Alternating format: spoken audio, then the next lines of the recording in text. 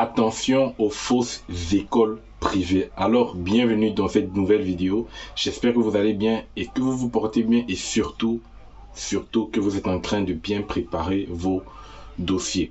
Bien évidemment, il y a ceux qui attendent encore des réponses. Ça, je sais. Bien, il y a beaucoup qui ont des refus déjà. Il y a d'autres qui attendent une, deux, trois universités qui n'ont pas encore répondu, mais ça va venir. Quoi qu'il en soit, beaucoup d'étudiants également pour augmenter leurs chances de postuler dans des écoles privées.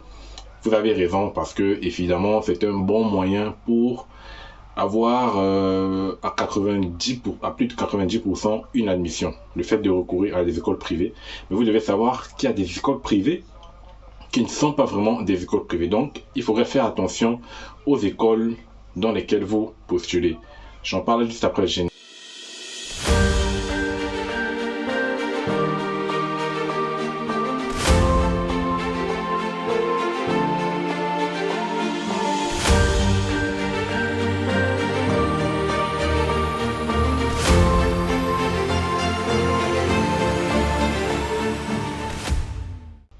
Et donc, pour revenir très rapidement dans la vidéo, alors je vois partout sur internet des gens demander si telle ou telle école est une école reconnue au titre RNCP, répertoire national c'est pour RNCP qui signifie en gros que l'école est évidemment reconnue sur le plan national. Donc, faites très attention parce qu'il y a beaucoup d'écoles, beaucoup de personnes, beaucoup d'arnaqueurs sur internet qui se font passer pour des écoles, c'est-à-dire ils créent un beau site effectivement qui ressemble vraiment comme si tu postulais directement dans une école. Après, ils vous demandent de régler les frais de dossier par exemple, et après quand vous réglez les frais de dossier, vous n'avez plus de nouvelles d'eux.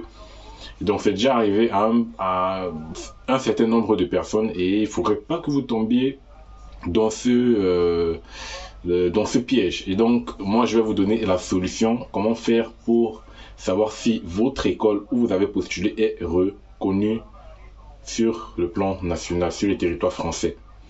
Alors c'est très simple. C'est très simple. Première des choses, lorsque vous allez dans le site d'un établissement, regardez l'adresse de l'établissement. Et puis, bien évidemment, si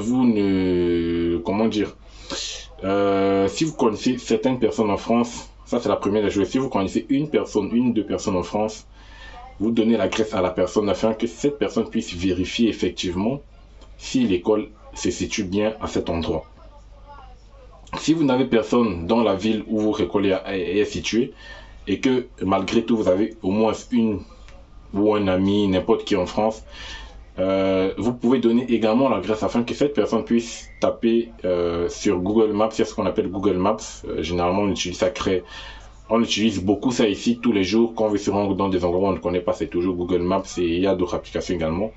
Parce qu'en recherchant l'adresse sur Google Maps, ça dit et ça montre évidemment les photos de cette adresse-là, c'est-à-dire où l'endroit est situé, ça montre des photos. Donc effectivement, s'il y a une école, on pourra regarder directement sur les photos. Il y a des sortes de trucs, ce sont des photos 3D où c'est comme si tu étais sur place, mais sauf que tu n'es pas sur place. Donc c'est-à-dire tu peux parcourir la photo, tu peux regarder des rues, en même temps, tout ça c'est sur le téléphone.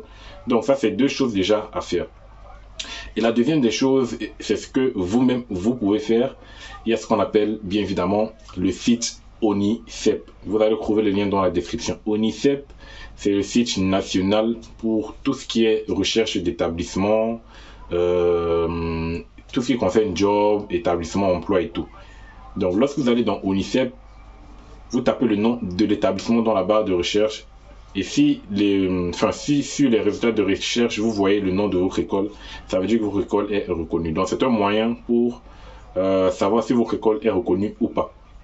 Donc allez dans ONICEP, entrez le nom de l'établissement. Si vous voyez des suggestions avec le nom écrit pareillement, parce qu'il y a des fois où, par exemple, il y a une école qui fait problématique un peu chez les étudiants actuellement, c'est Estia. Voilà, Estia avec un Y juste à la fin, c'est-à-dire le T-Y-A, Estia. Effectivement, comment je tape Estia dans ONICEP, ce n'est pas ce Estia là qui sort, mais c'est un Estia avec I à la place de Y. Donc là, c'est problématique. Mais effectivement, quand vous tapez sur Google Estia avec Y, on voit bien leur site internet, on voit comment c'est beau et tout. Et on voit comment j'ai vu certains qui ont été acceptés là-bas et qui, après leur acceptation, demandent de régler les frais de dossier. Voilà, donc je pense pas que cette école soit vraiment reconnue parce qu'on ne demande pas de régler les frais de dossier après avoir été admis. Normalement, c'est avant d'étudier le dossier, on demande des frais de dossier. Voilà. Et donc, il faut faire très très attention. Allez sur UNICEP, c'est un moyen le plus sûr pour vous. Si vous n'avez personne en France, vous tapez le nom de l'établissement. Si l'établissement sort, c'est reconnu. Si ça ne sort pas, posez-vous des questions. Si ça ne sort pas, ça ne veut pas forcément dire, mais 90% des chances, lorsque ça ne sort pas, ça veut dire qu'il faut faire très très attention là où vous postulez. Donc, c'est recommandé avant de postuler dans un établissement, allez d'abord vérifier dans UNICEP si le résultat de recherche sort. Voilà, donc c'est ce qu'il fallait savoir de la vidéo. J'espère qu'elle vous aura plu. Alors, partagez la vidéo à vos amis. N'oubliez pas de liker et de vous abonner. Et voilà, j'espère que vous allez partager afin que d'autres personnes ne puissent pas tomber également dans ce piège. Alors, portez-vous bien et on se dit à la prochaine pour un nouveau numéro encore très intéressant. Ciao.